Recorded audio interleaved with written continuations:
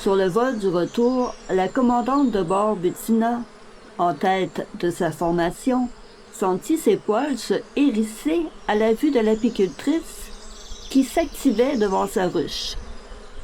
Était-elle en train de condamner leur demeure?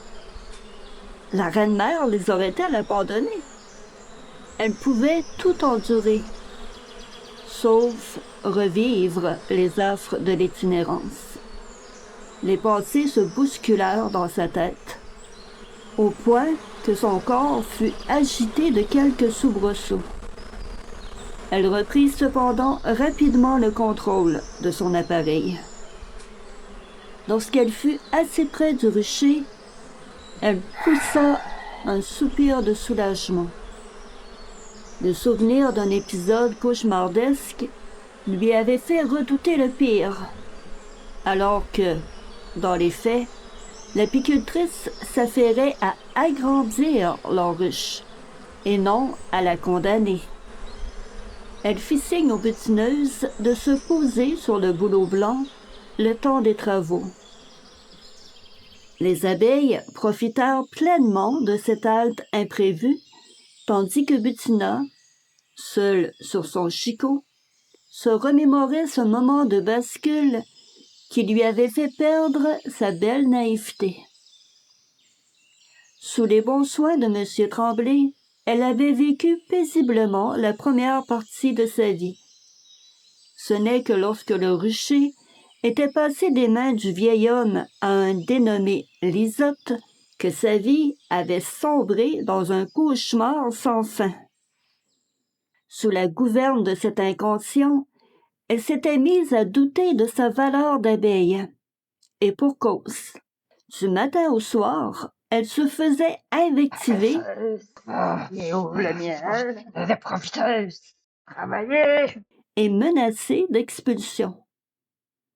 Elle se revit, désarmée, cherchant en vain une issue à ce cercle vicieux dans lequel cet homme les avait enfermés. Ma reine, nous sommes à bout de souffle.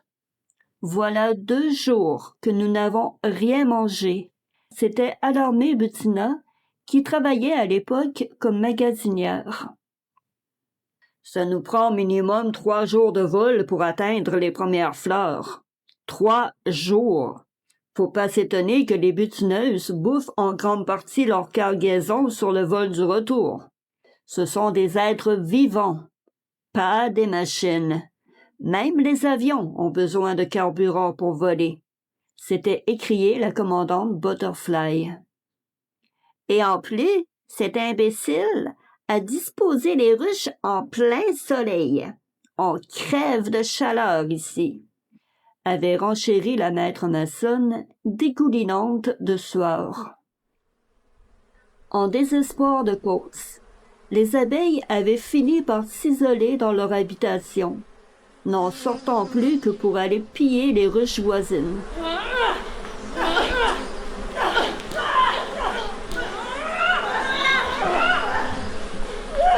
En les voyant se battre entre elles, Lisotte entra dans une colère noire. Il saisit son enfumoir et aspergea ses ruches d'une épaisse couche de fumée.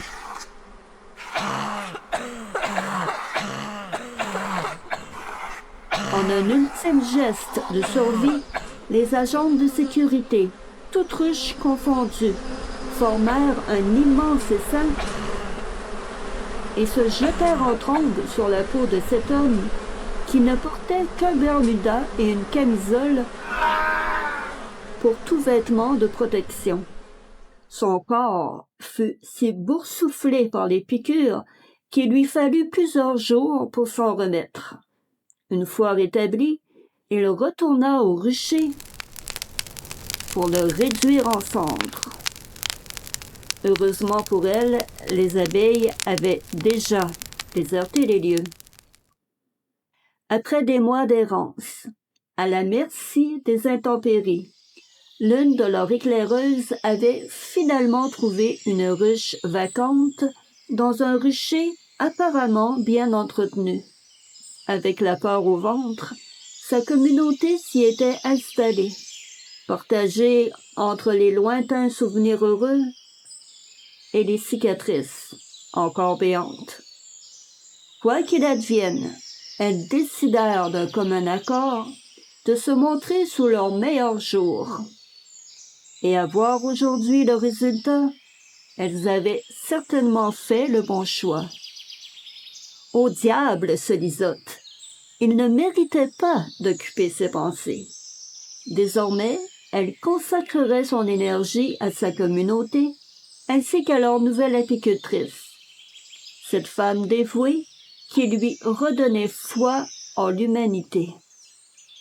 Lorsque Butina la vit quitter le rucher, après avoir déposé le magasin à miel au-dessus de leur quartier, une étincelle d'espoir éclaira son regard. « Allez, mesdames, en route! Notre ruche nous attend. »